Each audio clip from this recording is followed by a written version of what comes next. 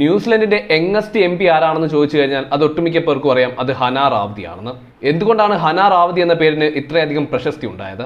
അത് വേറൊന്നും കൊണ്ടല്ല, ഈ ഹനാ റാവതി ഒരു മാവോരി വംശജയാണ്. പാർലമെന്റിൽ അവരുടെ ഗോത്രത്തിന്റെ നൃത്ത കലാരൂപമായ മാവോരി ഹക്ക എന്ന കലാരൂപം അതിമനോഹരമായി പാർലമെന്റിൽ പെർഫോം ചെയ്യുന്നത് നമ്മൾ എല്ലാവരും കണ്ടതാണ്. അപ്പോൾ ചിലരുടെയെങ്കിലും മനസ്സിൽ തോന്നിക്കാണാം, ആരാണ് ഈ മാവോരി വംശജരെന്ന്.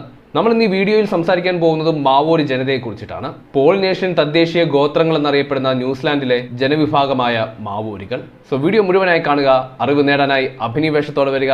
ഇസ്മി Abhinesh Anand, welcome to the video. ആധുനിക മാവോരികളുടെ പൂർവികർ AD 1200-നും 1300-നും ഇടയിൽ അന്ന് ഒട്ടേറോവോ എന്നറിയപ്പെടുന്ന ന്യൂസിലാൻഡിൽ വന്നിറങ്ങിയതായി വിശ്വസിക്കപ്പെടുന്നു. 1830-കളിൽ ബ്രിട്ടീഷ് കോളനിക്കാർ എത്തിത്തുടങ്ങിയപ്പോൾ കുടിയേറ്റത്തിനായി ഭൂമി പിടിച്ചെടുക്കാനുള്ള ശ്രമത്തിൽ മാവോറികളുമായി യുദ്ധത്തിലേർപ്പെട്ടു. 1840-ൽ ഇംഗ്ലീഷിലും ടേ റിയോ മാവോറി എന്ന ഭാഷയിലും എഴുതപ്പെട്ട വൈതാംഗി ഉടമ്പടിയിൽ ബ്രിട്ടീഷ് ഭരണകൂടവും 540 മാവോറി മേധാവികളും ഒപ്പുവെച്ചു.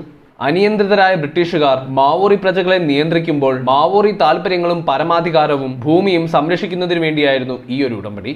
എന്നിരുന്നാലും 1863-ലെ ന്യൂസിലാൻഡ് സെറ്റിൽമെന്റ് ആക്ട് ഇതിനോട് നേർവിരുദ്ധമായിരുന്നു. ഭരണകൂടത്തിനെതിരായ വിമതരായി കരുതപ്പെടുന്ന ഏതെങ്കിലും ഗോത്രത്തിൽ നിന്ന് മാവോറി ഭൂമി പിടിച്ചെടുക്കുവാൻ ഇത് അനുവാദം നൽകി.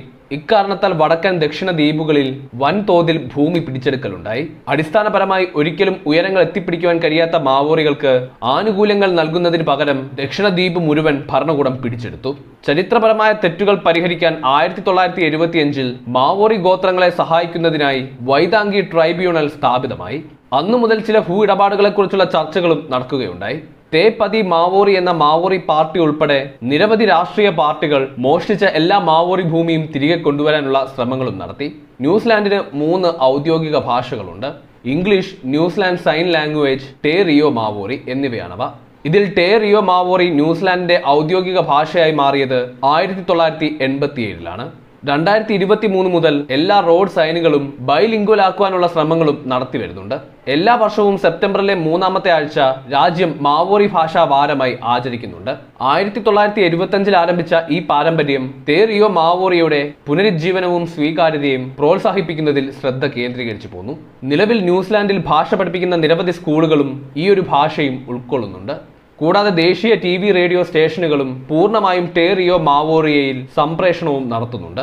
ഇവരുടെ മറ്റൊരു വലിയ പ്രത്യേകതയാണ് ഇവർ നമ്മളെ അഭിവാദ്യം ചെയ്യുന്ന രീതി. ഇവർ നമ്മളെ അഭിവാദ്യം ചെയ്യുന്നത് വളരെ ഇന്റിമേറ്റ് ആയിട്ടാണ്.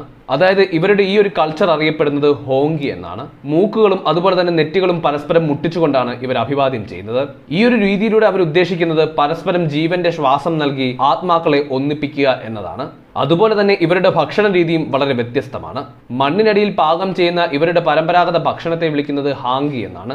ഈ ഒരു ഭക്ഷണം എന്നത് മാംസത്തിന്റെയും പച്ചക്കറികളുടെയും എല്ലാം സംയോജനമാണ്. ഇത് ഒരു കുഴിയടുപ്പിൽ കുഴിച്ചിട്ട് ചൂടാക്കിയ പാറകൾ അഥവാ അലൂമിനിയം ഫോയിൽ ഉപയോഗിച്ചിട്ടാണ് പാകം ചെയ്യുന്നത്. ഒരു ഭക്ഷണം എന്നതിലുപരി ആളുകൾക്ക് വളരെ കാലം പരസ്പരം സഹവസിക്കുവാനും ആസ്വദിക്കുവാനും ഒത്തുചേരാം എന്നതാണ് ഈ ഒരു രീതി കൊണ്ട് അവർ ഉദ്ദേശിക്കുന്നത്.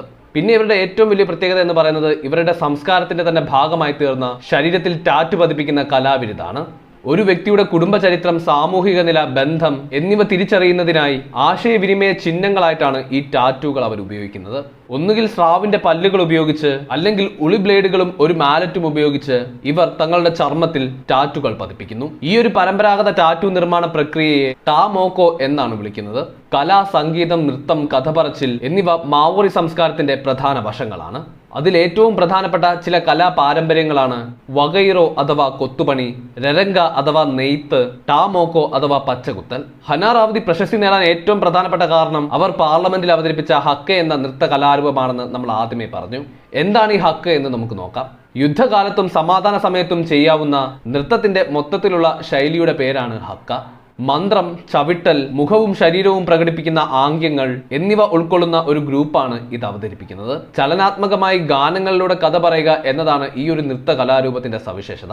1820-ൽ മാവോറി തലവനായ തേ റൌ പരഹ രചിച്ച കാമേറ്റാണ് ഏറ്റവും പ്രസിദ്ധമായ ഹക്ക.